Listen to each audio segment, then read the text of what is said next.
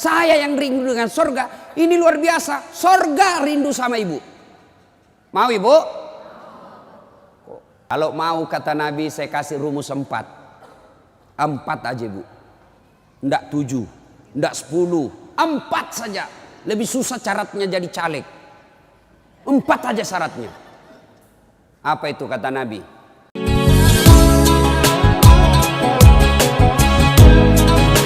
Kalau ibu dandan mau dapat pahala tuh saat mau tidur.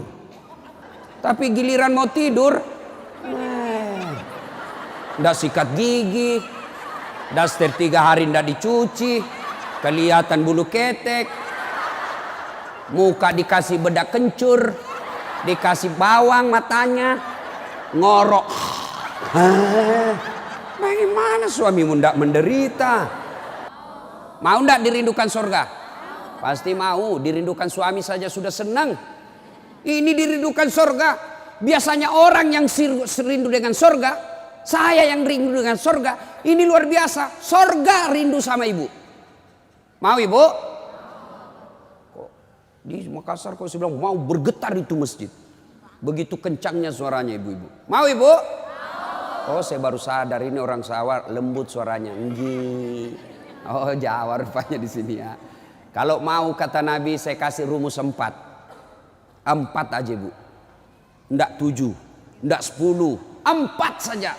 Lebih susah syaratnya jadi caleg. 4 aja syaratnya. Apa itu kata Nabi? Inilah yang kita akan bahas hari ini. Wanita dirindukan surga. Ya, saya dikasih judul menjemput rezeki. Tapi rasa-rasanya judul ini yang lebih tepat. Wanita dirindukan surga. Mau dirindukan surga ibu? Apalagi ibu-ibu ini yang depan saya yang sudah muka-muka sakaratil maut. Mau? 4 aja syaratnya bu. Catat. Ini oleh-oleh pulang pengajian. Ada ibu-ibu di Makassar pulang pengajian tidak ada oleh-olehnya. Saya tanya gimana pengajiannya? Alhamdulillah hebat. Bagaimana ceramahnya? Hebat memang itu Ustaz. Jago dia ceramah. Apa dia bilang? Saya sudah lupa Ustaz. 1 jam kita ceramah tidak ada dia ingat. Nah itu pentingnya bawa buku. Dicatat. Karena ibu-ibu ini yang sudah usia-usia senja. Otaknya ini ibarat kaset sudah kusut. Cicilan belum lunas. Suami mau kawin lagi. Anak rewel. Kan repot itu otaknya. Nah maka kalau dicatat. Ibu saya di rumah. Biasa kalau ada saya tulis lebar-lebar besar baru saya tempel dekat panci. Kenapa? Karena panci paling sering dikunjungi. Atau cermin. Nah itu ibu catatannya tempel di cermin nanti itu bu. Suruh anaknya ketik baik-baik, rapi, tempel di cermin. Supaya selalu diingat. Ini 4 aja syaratnya ibu dirindukan surga. Tidak ada hadis mengatakan laki-laki dirindukan surga. 1. Kata Nabi. Aqimis salah. Dirikan sholat. Bingung saya, kenapa ini dikhususkan perempuan? Dirikan sholat. Kalau mau dirindukan surga. Oh usut punya usut. Ternyata perempuan memang paling sering lalai dalam sholat. Kapan Ustadz? 1. Selesai haid. Tuh kalau iman tidak baik. Bisa haidnya 4 hari. Dia tambah bonus 2 hari. Ya kan ya? Iya. Dia bilang suaminya, biasanya haid cuma 4 hari. Ini sudah hari ke-6 kau belum sholat. Belum bersih. Iya toh? Dia bilang suaminya, bohong, masih ada sedikit-sedikit. Dia lagi suaminya, serius lu? Apa serius? Saya kasih lihat kau. Iya toh? Nipu diri sendiri. Malah dia nanya sama saya, Ustadz, katanya kalau selesai haid subuh baru mulai sholat. Subuh kesiangan. Dia bilang ya sudah besok lagi saya sholat. Tidak boleh. Duhur bersih, duhur sholat. Isya bersih. Ibu nih sudah maghrib. Begitu mandi rasa-rasanya saya sudah bersih. Jam 10 malam bersih. Wajib mandi junub.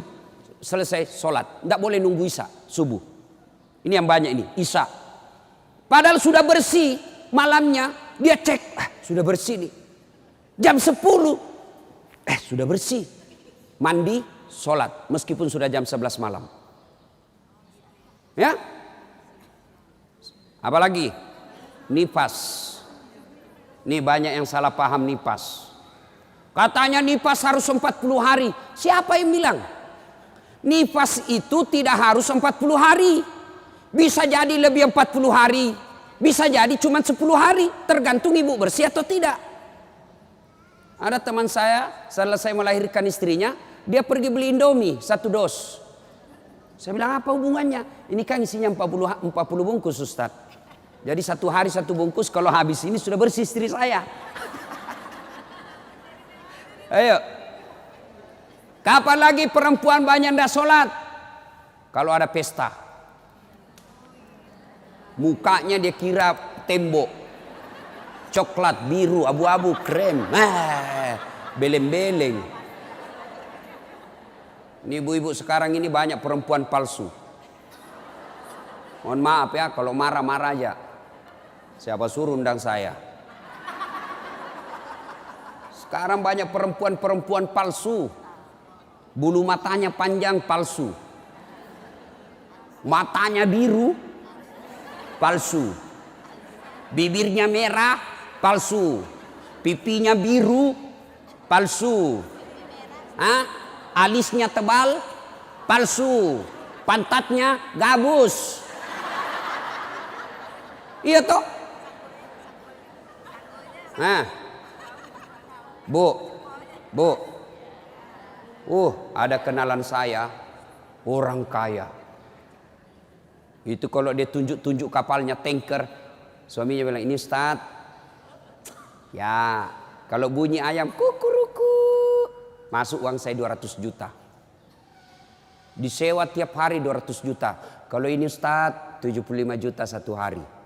Istrinya bu, tidak yakin orang dia istri orang kaya.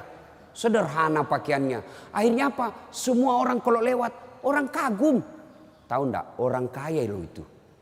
Sederhana pakaiannya. Enggak glamor. Orang jadi teladan. Kenapa? Dia kaya tapi tidak macam-macam pakaiannya. Orang senang lihat. Ini sudah enggak kaya, enggak terkenal. Udah ganyang. Kayak sudah tabrak tiang listrik. Beleng-beleng. Tahu beleng-beleng? Dongo. Tahu dongo? Beleng-beleng. Tahu beleng-beleng? Dongo. Tahu dongo? Beleng-beleng. Beleng-beleng itu Rocky Gerung bilang dungu. Dungu. Atau oon. Tahu oon? Es krim ditiup. Itu beleng-beleng itu. Banyak perempuan tidak sholat gara-gara make up. Make up. Make up. Shadow. Eyeshadow. Oh, malah ada model baru saya lihat ibu. Dikasih lebih lagi putih-putih di sininya. Apa bedanya sama belek? Ayo. Sekarang ini kita dibodoh-bodohi sama artis. Memangnya artis idola kalian? Yuk, ada lagi yang lebih beleng-beleng. Dikasih lebih lagi alisnya sini nih. Ada lebihnya sedikit naik. Begini modelnya. Saya bilang kenapa lagi dikasih lebih? Dia bilang seperti artis Korea. Artis Korea baru sudah pensiun. Apa ini dibodoh-bodohi sama make up?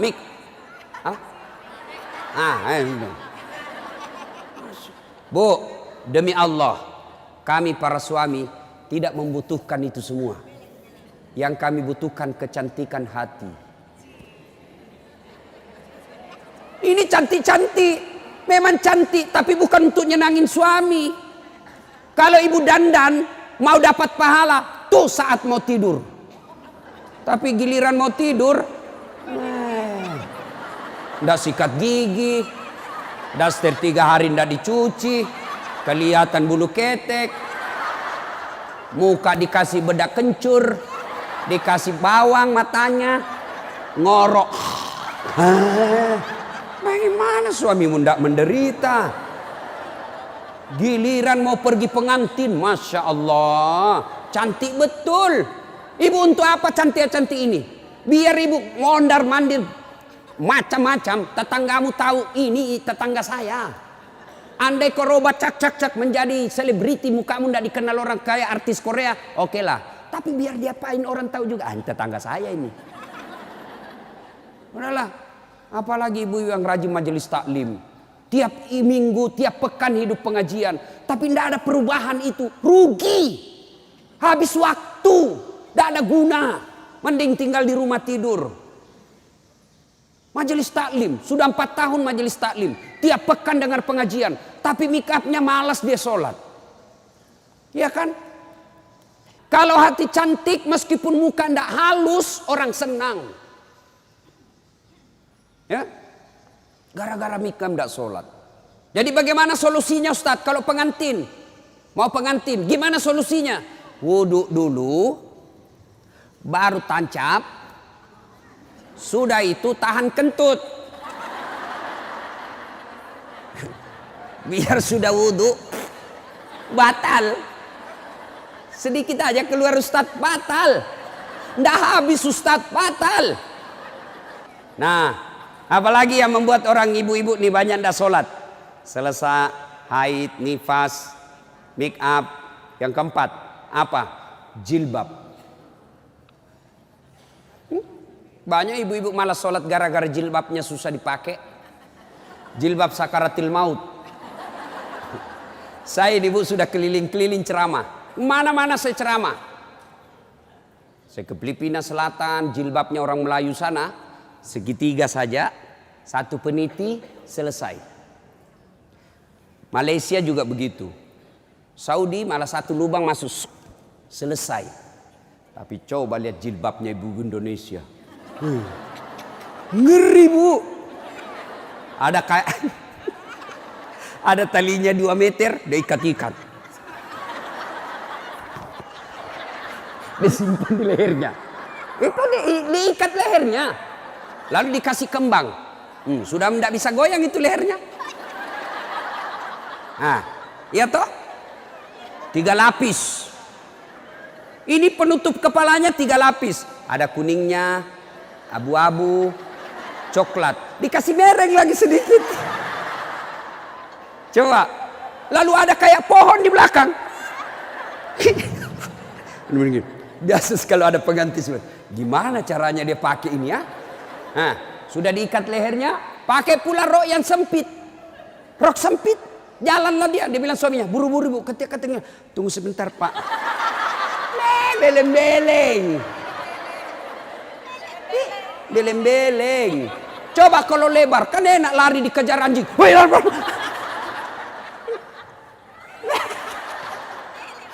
Beleng-beleng. Ayo, bu, sudah berapa tahun majelis taklim? Sudah berapa tahun hadir pengajian sini? 5 tahun. Mestinya pakaian seperti itu ditinggalkan. Apa dilarang? Tidak dilarang. Cuma kalau gara-gara itu tidak sholat, hancur ibu. Pergi pengantin, make upnya luar biasa, jilbabnya susah. Tiba waktu sholat, dia bilang suaminya, bu, ini sudah mau hampir asar. Kau belum sholat duhur. Kau pergi sholat. Sadar lo pak. Ya saya sadar, saya suruh kau sholat. Sadar lo pak. Ya saya sadar, ya saya suruh sholat. Oke sholat, apa kata? Kau tidak lihat ini jilbab saya? Ini 2 jam. Beleng-beleng. Ayo, sudahlah. Bu, apa yang saya sampaikan ibu pasti iyakan. Perempuan cantik, tidak terlalu cantik, tapi dia kaya, istri bangsawan, ya, populer, tapi pakaiannya sederhana, itu yang jadi orang senang. Coba kan, dia sudah kaya, cantik, banyak duitnya, terkenal, tinggi sekolahnya, tapi pakaiannya seadanya. Masya Allah, orang semua jadikan teladan. Nah, coba lihat itu nak, itu ibu kaya loh, terkenal, banyak duitnya, tinggi sekolahnya, tapi lihat nak, pakaiannya sederhana. Nah, saya mau kok seperti itu nanti nak. Coba lihat. Apa Khadijah terkenal dengan jilbabnya yang mewah? Apa Aisyah terkenal dengan lipstiknya yang banyak? Enggak kan? Tapi karena apa? Karena akhlak. Ngapain kita cantik-cantik akhlak kita jelek? Daripada beli make up 700.000 per bulan. Ibu sudah 60 tahun. Yuk lebih baik beli lipstik palsu. Harga 10.000. 690.000. Nih bawa ke masjid. Itu tabungan akhiratmu. Ada sekali jalan 1 juta. Nempel. Daripada itu 1 juta. Ada lebih gila. Apa itu? Saya pernah lewat di Makassar. Salon. Gambar jari-jari. Begini. Saya tanya sopirku, apa itu? Ini salon Ustadz. Salon apa? Ibu-ibu gunting-gunting kuku. Apa namanya Bu? Dia tahu semua ini. Nih. Apaan?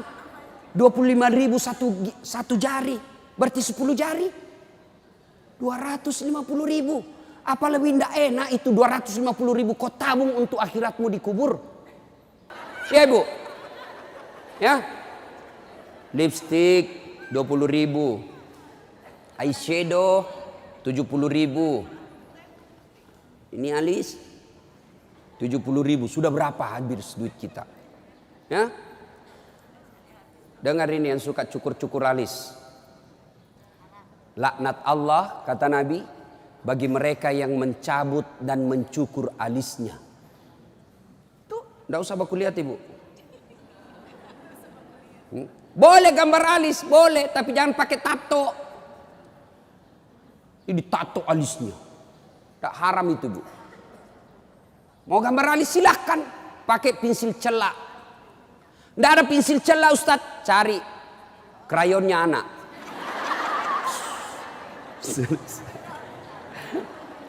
Nah ya. Kalau ada pengantin, ibu-ibu silahkan make up. Tapi jangan berlebih.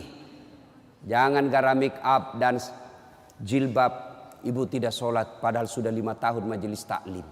Auzubillah min zalik. Tidak ada gunanya itu. Maka tunaikan sholat dengan sebaik-baiknya. Ibu akan dirindukan oleh surga. Saya sudah sholat Ustadz. Kenapa hidup saya masih susah? Berarti sholatnya belum sempurna.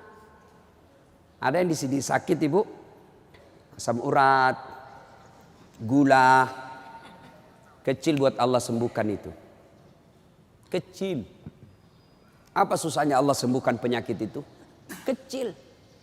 Cuma kadangkala ketika kita sakit kita lupa Allah. Kita lebih senang ke dokter. Emang dokter yang sembuhkan penyakit? Ya, mohon maaf kalau ada dokter di sini. Sampai detik ini saya belum pernah ketemu dokter yang hebat. Kenapa? Begitu saya ke dokter, saya juga yang kasih tahu penyakitku. Iya toh? Assalamualaikum Dok. Waalaikumsalam Ustaz. Masih sini Ustaz. Kenapa Ustaz? Mencret-mencret Dok. Mules terus perutku Dok. Kenapa bisa? Dalam hatiku, ya urusanmu dong, kan kau dokter. Masa saya kau tanya? Yang hebat kalau baru muncul, Ustadz pasti mencret. Itu yang hebat. Tapi kan tidak. Allah tanpa diberitahukan, tanpa curhat, Allah tahu apa penyakitnya ibu. Maka datang sholat. Sudah itu sholat, sudah itu sholat, sudah itu sholat. Baru ke dokter. Ayo perbaiki sholat ibu. Tidak ada susahnya Allah kasih dunia. Ustadz, saya sudah 30 tahun rantau ke Jogja. Tidak bisa beli rumah Ustadz. Masih ngontrak-ngontrak. Tidak usah cari capapnya. Periksa sholatmu. Saya sholat Ustadz. Kok begitu hidupku? Berarti belum ikhlas. Mana buktinya belum ikhlas? Suka nunda-nunda sholat. Asar sholatnya dekat duhur. Duhur sholatnya dekat asar. Berarti ibu perhatikan dah. Coba. Sholat maghribnya. Itu juga wuduknya asar. Itu juga maghrib. Itu juga isya. Karena berdekatan. Itu tidak ikhlas. Sholat Ustadz. Betul ibu sholat. Tapi pakaiannya. Itu juga dipakai masak. Itu juga dipakai bertetangga. Itu juga dipakai ke pasar. Itu juga dipakai tidur. Tidurnya ngiler lagi. Ini. Pas dibangun suaminya. Dipakai lagi sholat. Najis. Pantas 30 tahun sholat. Sholatnya tidak bisa memperbaiki hidupnya. Kenapa? Sholatnya tidak sesuai yang diajarkan Nabi. Saya sholat Ustadz, betul ibu sholat tapi tidak semangat. Allah.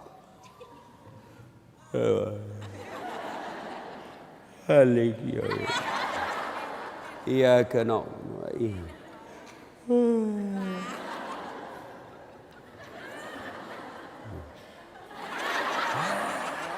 Ada juga yang sholat seperti itu. Ada yang sholat gitu.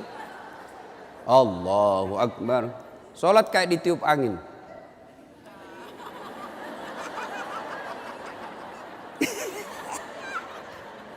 Ayo, ada juga yang sholat semangat. No.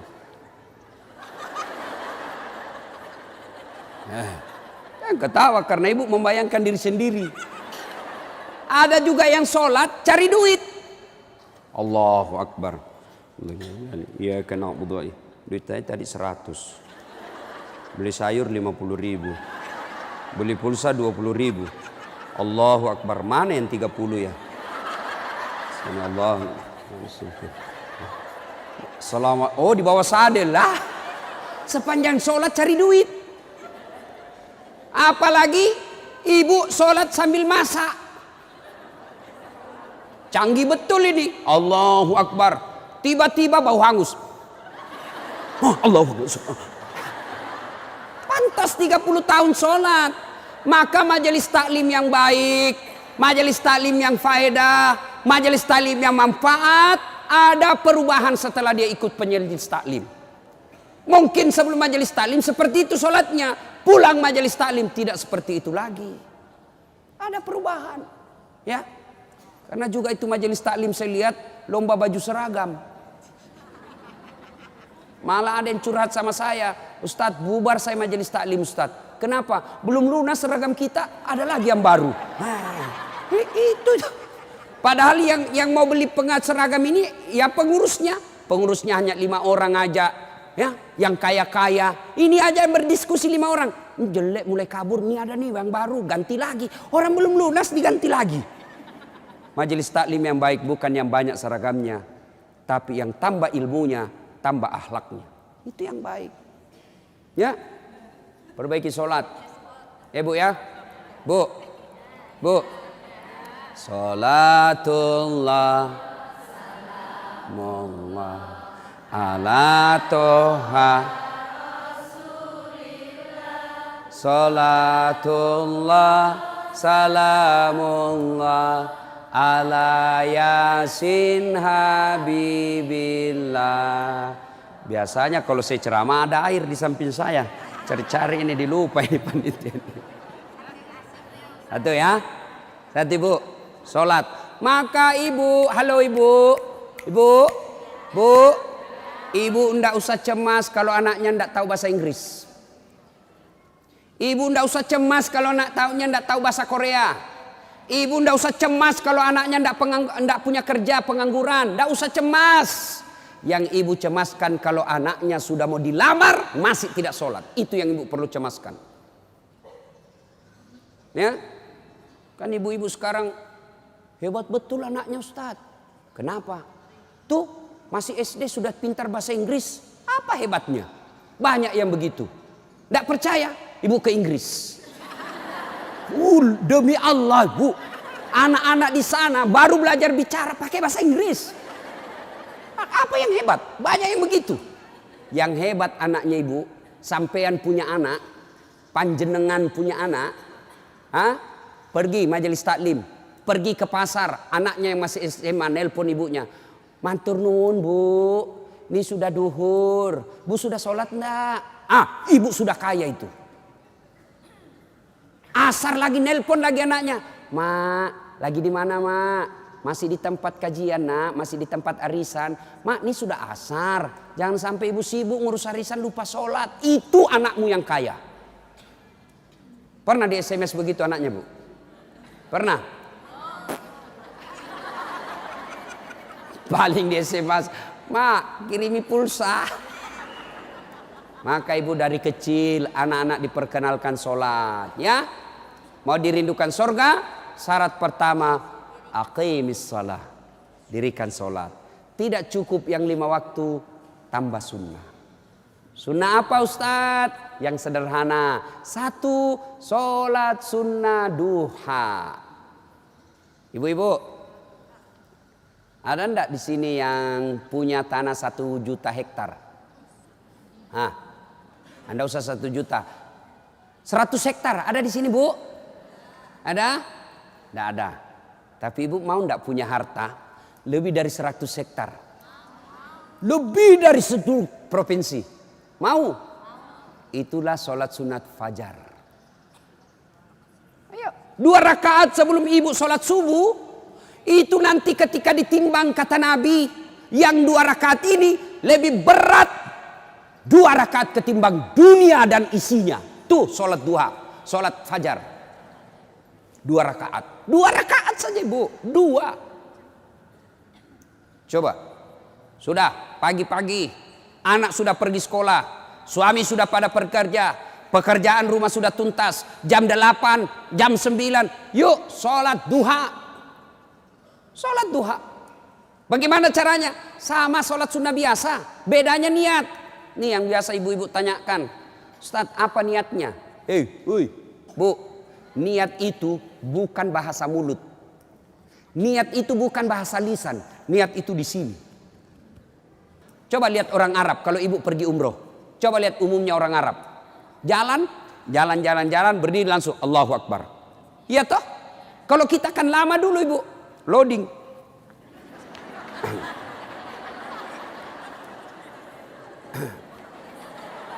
Allah.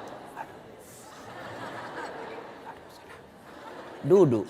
Saya tanya, kenapa tidak jadi sholat ibu? Saya lupa sholinya. Boleh tidak ucapkan. Mau ucapkan silahkan. Usalli sunnatal duha raka'ataini lillahi ta'ala. Saya niat salat sunnah duha 2 rakaat. Sunnah hukumnya bagi saya lillahi ta'ala. Allahu Akbar. Tuh. Nggak hafal juga itu Ustaz. Ambil jalan pintas.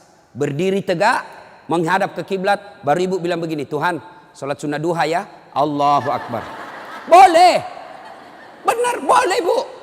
2 rakaat berikutnya ulang lagi. Tuhan, masih seperti yang tadi. Allahu Akbar.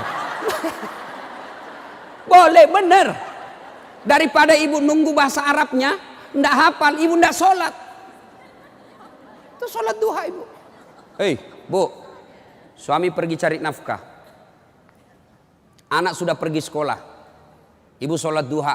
2 rakaat salam. 2 rakaat salam, 2 rakaat salam, 2 rakaat salam. Boleh 2 rakaat, bagus 4 rakaat, lebih utama lagi 6 rakaat, lebih mulia lagi 8 rakaat. Boleh 2, boleh kalau ibu sibuk 2 aja boleh. Bacaannya sama sholat sunnah yang lain. Nggak hafal banyak ayat-ayat Ustadz, ya sudah yang ibu hafal aja. Kul-kul, ya sudah kul-kul aja. Rakaat pertama kul huwallah, rakaat kedua kul huwallah lagi. Nggak apa-apa. Jelas. Selesai sholat duha, ibu duduk menghadap kepada Allah, mengadu kepada Allah, ya Allah yang maha kaya. Tiadalah datang rezeki tanpa pertolongan dan bantuan. Engkau yang mengatur rezeki suami saya. Suami saya datang pergi menjemput rezeki ya Allah. Jika rezeki suami saya masih di atas langit, turunkan ya Allah. Jika masih dalam tanah, munculkan ya Allah. Jika masih jauh, dekatkan. Jika masih sedikit, cukupkan. Dan yang lebih penting ya Allah, berkahkan. Doa tidak harus bahasa Arab. Banyak orang selesai sholat, baca doa. Tapi dia tidak tahu apa intinya doa.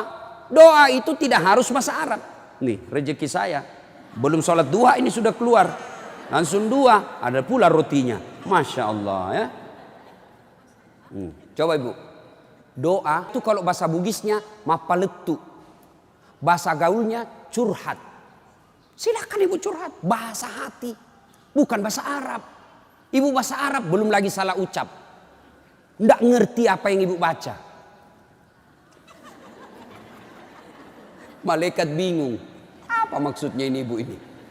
Apa maksudnya ini ibu? Mau minta rezeki ternyata doanya apa? Minta anak. Bingung kan malaikat. Jadi boleh bu. Ya Allah. Bukakan pintu rezekiku ya Allah. Mudahkan suamiku memperoleh rezekinya ya Allah. Sudah itu SMS suami. Bang, jangan menghalalkan segala cara. baru aja aku doakan abangku selamat dalam mencari nafkah. Salam sayang selalu dari istrimu di rumah. Senang itu. Saya ibu, itu istri saya. Kalau dia SMS begitu, saya kasih lihat semua temanku. Istriku ini SMS-nya. Coba SMS begitu suaminya bu. Jangan galau bang, jangan putus asa bang. Rezeki Allah yang tentukan. Selama abang berusaha, rezeki itu ada. Pun kalau terbatas, percayalah saya tetap setia mendampingimu. Pernah SMS begitu suaminya? Paling SMS-nya bang, jangan lupa singgah beli gas ya. Yuk, sholat duha.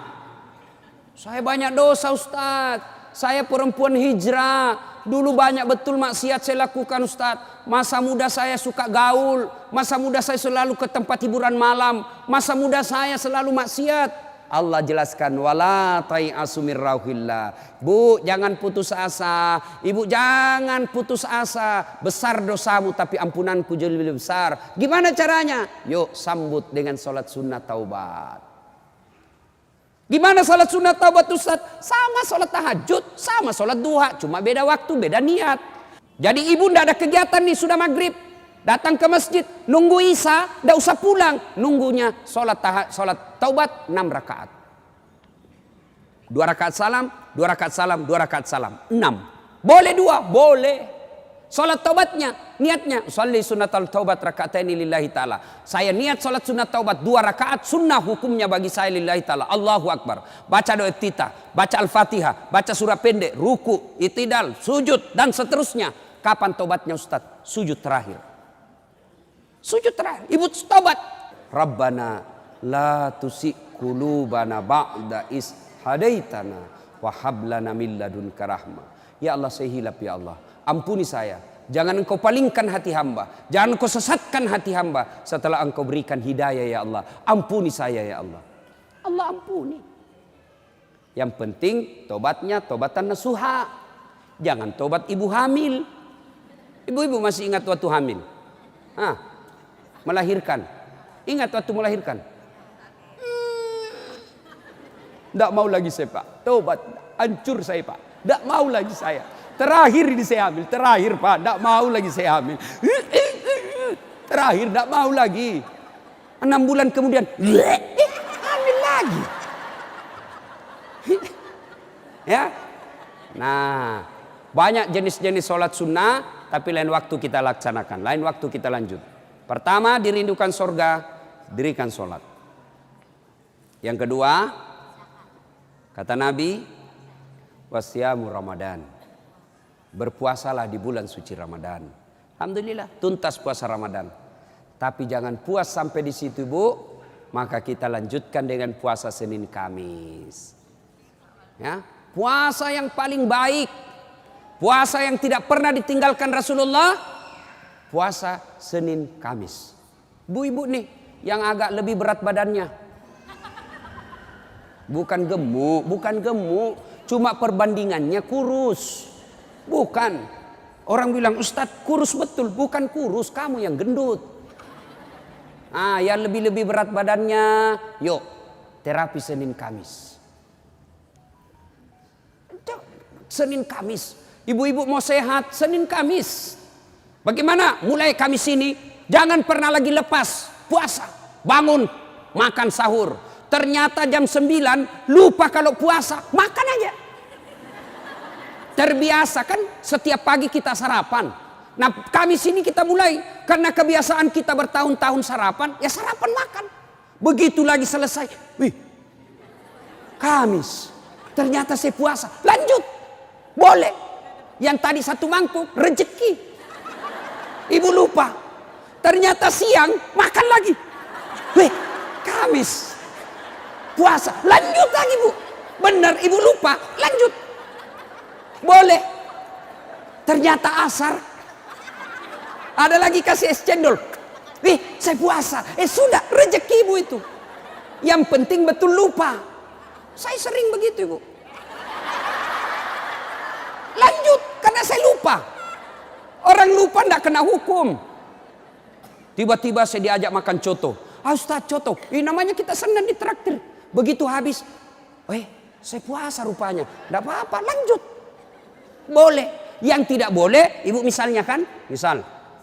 Bismillahirrahmanirrahim. Misal sudah di dalam nih. Sudah ada di dalam, baru sadar, saya puasa. Jangan bilang terlanjur. Batal. Batal itu.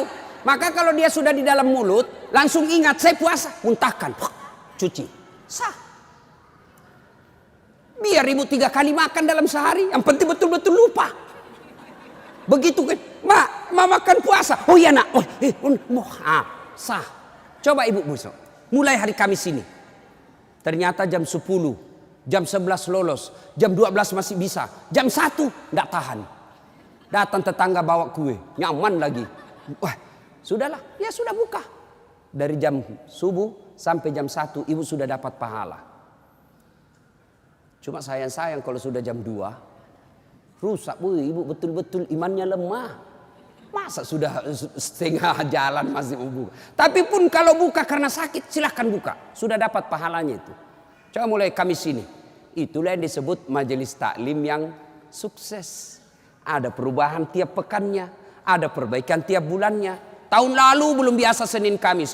Tahun ini terbiasa Senin Kamis. Majelis taklim yang manfaat. Ya, Senin Kamis.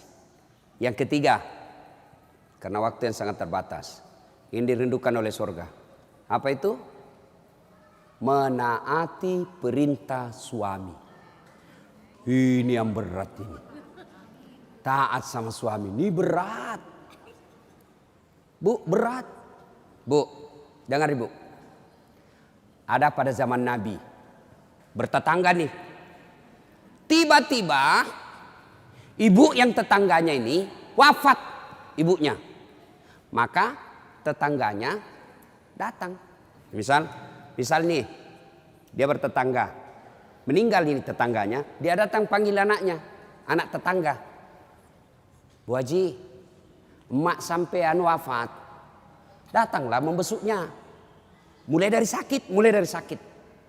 Mohon maaf Bu, saya tidak bisa besuk ibu saya. Saya tahu sakit tapi suamiku keluar. Saya dipesan tidak boleh pulang, tinggalkan rumah sebelum pulang. Pulang yang utusan. Sakaratil maut sudah ibunya, datang lagi. Bu, ibu sampean sudah sakaratil maut. Datanglah kau besuk. Mau sekali tapi mohon maaf suami saya belum pulang. Pulang lagi utusan. Wafat ibunya. Bu, yang terakhir kalinya, bumu sudah wafat, maka mau dimakamkan, kau datanglah sekali aja sebelum dimakamkan. Apa kata ibu? Mohon maaf, suami saya belum pulang, saya dilarang keluar sebelum pulang. Saya doakan ibu saya dimakamkan. Tidak datang ini anaknya. Marah ini utusan. Dia datang kepada Nabi melapor. Ya Rasulullah, keterlaluan betul itu tetangga saya. Mulai dari sakit, sakaratil maut, sampai wafat, dimakamkan, tidak datang besu ibunya. Saya 3 kali datang memanggilnya ya Rasul. Nabi kata, wih, nak durhaka betul itu. Kok bisa begitu? Kenapa bisa? Ya Rasulullah, suaminya pergi. Jihad, perang. Dipesan sama suaminya. Jangan pernah tinggalkan rumah sebelum saya pulang. Mendengar ini, apakah Nabi marah? Subhanallah, dengar ibu. Subhanallah. Nabi lalu bersabda, alhamdulillah, diampuni dosa ibu yang wafat karena punya anak, istri yang taat sama suaminya. Masya Allah. Kira-kira masih ada istri zaman sekarang begini? Masih ada. Baru 10 menit pergi suaminya, dia telepon temannya. Datang aja, suami saya sudah keluar. Bu, taat sama suami. Itu pintar redanya ibu masuk surga. Ibu mau tanda fungsi utama suami? Bu, halo ibu. Fungsi utama seorang suami. Ibu mau tahu? Mau tahu ibu? Jalan pintasnya ibu masuk surga. Passwordnya masuk surga. Kenapa? Ridha suami itu ridhanya Allah. Kalau ibu sudah ridhanya Suami sudah ridha sama ibu, Allah tersenyum kepada ibu. Sebaliknya kalau suami tidak senang sama ibu, tidak pernah baik hatinya suami sama ibu, percayalah, susah ibu masuk surga. Betul, ridhanya Allah itu tergantung ridha suami. Kenapa bisa Ustaz? Karena kami ini suami yang nanggung ibu dunia akhirat. Ibu kira enak jadi suami? Dipikir bagaimana supaya kita bisa beli mobil, ibu bisa enggak kena matahari jalan. Kami pikir suami bagaimana supaya ibu bisa pakai baju baru tiap bulan supaya saudaramu enggak menghina kamu. Dipikir bagaimana supaya suami istri saya pakai emas, berlian supaya tetangganya enggak menghina dia. Itu dipikir semua oleh suaminya. Mana ibu pernah pikir bagaimana supaya saya belikan suamiku berlian? Pernah ibu? Ayo. Bukan cuma di dunia, di akhirat pun ibu ditanggung oleh suami. Beruntunglah wanita Islam. Wanita Islam itu sebelum diperiksa semua amal-amalnya, sebelum diperiksa puasanya, diperiksa hajinya, ada 4 laki-laki yang harus menanggung dia. 4 laki-laki yang harus menanggung ibu. Siapa? 1, orang tua, bapak. 2, suami. 3, anak laki-laki. 4, saudara laki-laki. Ini 4 yang bertanggung jawab terhadap ibu. Kenapa itu perempuan dia pakai jilbab? Ditanya suaminya, ditanya bapaknya, ditanya anak laki-lakinya, ditanya saudara laki-lakinya. Ternyata ini 4 laki-laki yang tidak beres, maka ibu bebas tugas. Itu enaknya jadi perempuan Islam. Beda kami laki-laki. Biar kami sholat, ketua majelis ulama, hafal Quran, istrinya tidak pakai jilbab, istrinya tukang gosip, istrinya tidak puasa, istrinya tidak nutup aurat, istrinya tidak sholat. Demi Allah, ku ampusakum wa ahliku. Suamimu, nih kau masuk neraka sama istrimu. Ditanggung ibu dunia sampai akhirat. Suamiku tukang selingkuh Ustaz, suamiku pemabuk, suamiku tukang tipu, suamiku koruptor. Tidak ada hubungan, dia yang tanggung dosanya. Ibu kalau baik agamanya, tadkhulul jannati bisalam. Kata Nabi, nih 7 pintu surga. Ibu pilih mana yang ibu mau masuki. Tidak ada urusan dengan suamimu. Itu enaknya. Jadi ibu jangan suka ngomel-ngomel. Beruntunglah ibu menjadi wanita Islam. Supaya sekali ngeluh, suami saya Ustaz. Ini lebih parah lagi, dia curhat di Facebook. Ada juga ibu-ibu sekarang suka sekali ungkap aib suaminya di medsos. Di mana di kau? Tak kusangka kau begitu. Kesepian banget, pret. Apa yang begini? Ya, ibu taat perintah suami. Passwordnya ibu masuk surga, ridha suami. Tapi kalau ibu durhaka sama suami, susah. Perempuan sekarang kan banyak tidak hormat sama suaminya. Ketika Nabi Isra Mi'raj kan diperlihatkan. Masuk Nabi surga, Masya Allah banyak betul penghuni perempuan. Begitu Nabi masuk neraka, na'udzubillah min zalik, lebih banyak lagi perempuan di neraka. Lalu ditanya Nabi sama sahabat, kenapa bisa begitu ya Rasul? Ada 2 kelemahan perempuan. 1, tidak bisa tahan mulutnya cerita kejelekan orang. Yang kedua, dia tidak taat dan tidak mensyukuri suaminya. Itu sebabnya. Kalau ibu pandai mengendalikan mulut tidak cerita orang. Yang kedua, taat sama suami. Gampang ibu masuk surga. Cuman kita kan ini penyakit kita. Datang begini masih gosip tuh. Damai tapi gersang.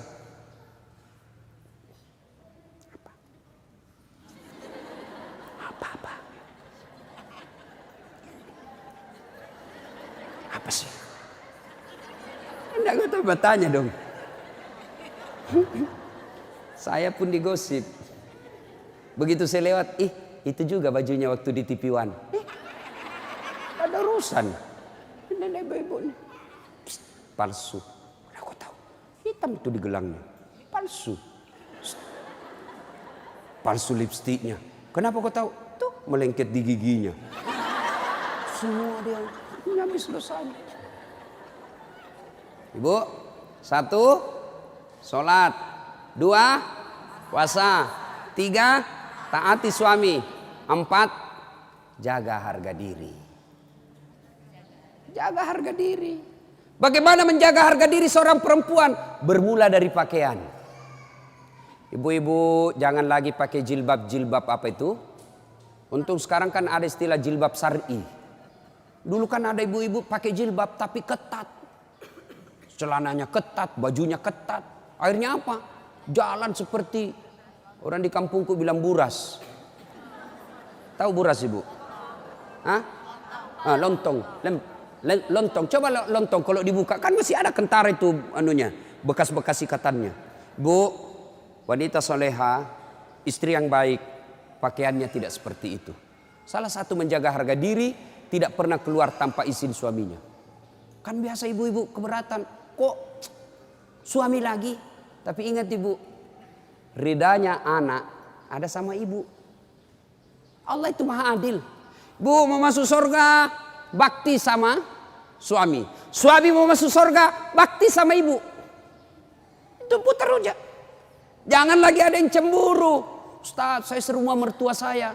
Kenapa ya suami saya perhatian betul sama mamanya, sudah punya anak yang lain, kok suami saya terus dibebani, beli ini, minta sama suami. Saya bilang, bu sadar dong bu, bersyukur suamimu begitu.